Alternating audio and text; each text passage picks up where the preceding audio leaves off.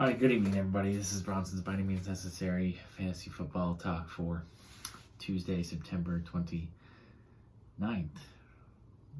28th. Yes, 28th. Okay. It's been a while since I filmed in my little man cave sort of thing. So, it's good to be back in here. This will be the waiver wire special for week 4, since in most leagues, everybody's waivers clear. Early Wednesday morning, around 1:15 Pacific time, 4:15 Eastern time. So let's get to it. It's not the best. It's not the best waiver week, not in my opinion, anyways. But there are some options out there, and I'm gonna sift through them for you. Give you my 12. I got 12 top waiver wire additions, and one guy who doesn't quite meet the 50% threshold. His ownership is still over 50%, but he's a guy that a lot of people are going to have forgotten about, and we're going to talk about him too. So, starting with the quarterbacks, I got 2 for you. Kirk Cousins, Derek Carr, both putting up top 10 fantasy numbers so far through the first 3 weeks. They're definitely have proven that they should not be on your waiver wire. They should be on, at least on your bench. And most likely, given the start that they're off to, they should probably be, you should consider starting them as well.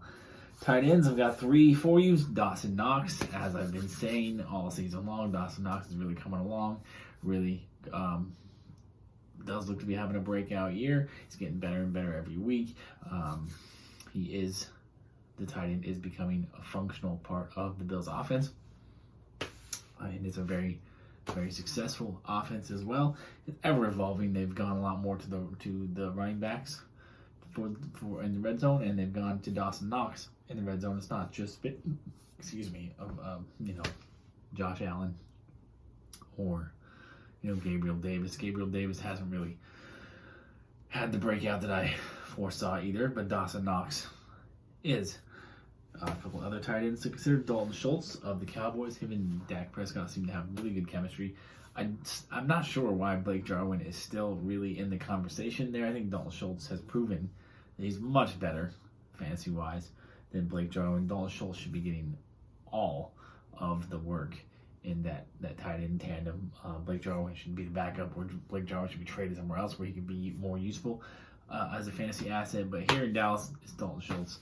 And with a healthy Dak Prescott, Dalton Schultz could continue to show the player that he was early on last season before Dak got hurt. And Tyler Conklin really came on in week 3 against Seattle. Whether or not that will continue in the Vikings offense is another thing to be, is another story. But he might be worth taking a chance on if you're needing some tight end help. For the running backs, I've only really got a couple. Obviously, Chuba Hubbard. Chuba Hubbard's going to be everybody's number 1 waiver claim. I get it. He's the fill-in for Christian McCaffrey. He just didn't look that impressive in that last game. But it was a short week, and he was kind of thrown out there without much preparation. He should be better prepared this week. He had some extra days to rest up, extra days to study. He could prove to be pretty useful, kind of just like Mike Davis was in that offense when Christian McCaffrey went out last year. And who knows, maybe we're going to see more of the same, just as we did last year. Christian McCaffrey's gonna, he's gonna tease us with a comeback and then never actually returns. So Chuba Hubbard could be, Jesus. People always go over in that school parking lot and just do burnouts of cookies. So it's really annoying because I keep my windows open to keep it cool in here. Anyways, Chuba Hubbard can be very useful for you for the rest of the season. So I totally get why he's going to be the number 1 waiver priority. But for me, there's other running backs I want who I think I believe are going to be more useful. But they're not on this list because they're above the 50% ownership threshold. But for whatever reason, they happen to be available in a lot of my leagues. So I'm going out and getting them instead.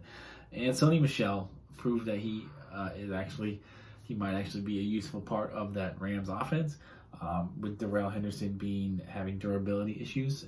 Sony Michel could continue to be a major part of that offense moving forward, so he's definitely a guy worth stashing. Wide receiver is the deepest of the waiver pickups this week, so I saved them for last. I've got 5 for you, starting with Emmanuel Sanders.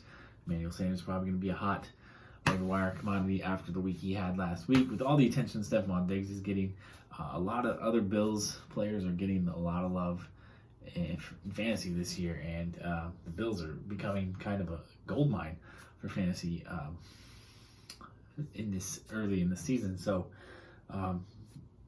no problems with picking up Emmanuel Sanders. I had him as a late round sleeper in my drafts. However, the fact he's just a little older, he's not really a guy that is going to have a breakout year. But he's been reliable throughout the entirety of his career. Other guy, Zach Pascal. I know he didn't have the greatest week last week, but he is getting all the red zone targets basically for the Colts. So that is something that you want to get shares of Zach Pascal now. Darius Slayton, I know that he's injured, so he might not be useful for you this week. So I totally understand if you just want to wait till he's healthy, maybe in week 5. But Darius Slayton is a guy that so far, through the 2 weeks that he's been healthy, has looked really good. Tim Patrick is kind of doing his thing again. He's just he doesn't get any respect in the preseason, and he just comes out there, just catches touchdown passes, and ends up being the most consistent wide receiver in Denver. He's doing it again, it looks like. So Tim Patrick's another guy that we should, especially with the way Teddy Bridgewater and Denver actually looking right now. I know they played some bad teams, but I'll give them credit. Still, they're 3-0.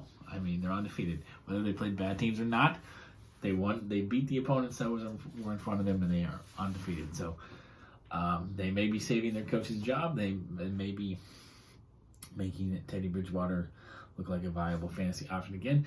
They could also be pretenders. There's a lot of teams that do this every year. They start out 3-0, and then they end up 5-11 at the end of the year. And everybody talks about, is this team going to be a playoff team? And then they end up sucking. Very recent. I guess it wasn't super recent. It was in the Jeff Fisher days with the Rams. I remember when they started out 3-0 one year, and everyone's like, they're true contenders. And then they ended up winning like one game the rest of the year, and Jeff Fisher ended up getting fired. So I'm not saying it's going to happen to the Broncos, but I'm not sold on them being a playoff team yet. Let's just say that. Their defense, though, does look really good. And lastly, Josh Gordon. I know Josh Gordon's going to be a hot waiver wire commodity. I just don't understand. I think he's gotten way too many chances. The guy does not deserve to have an NFL career still. But it's good. It's beneficial for him that the NFL is no longer testing for weed. Josh Gordon could potentially stick around this time, and the Chiefs offense is one of the better offenses that he could have landed in. However, I know you're not going to listen, but Josh Gordon's the one I should wait and see what he does. Remember when Le'Veon Bell signed with the Chiefs last year and ran out to grab him, thought he was going to have a comeback year? Did that happen? It did not happen. No, it's not going to happen for Josh Gordon either, but I know you're going to go out and just grab him anyways, and then, he's not going to do anything. He's going to end up getting suspended again, because honestly, I don't think weed is the problem with Josh Gordon. I think he was doing other drugs, more harder drugs that aren't really legal anywhere.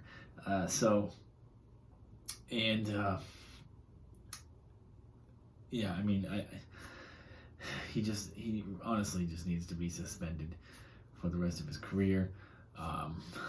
He's just gotten way too many chances. It's really not all that fair.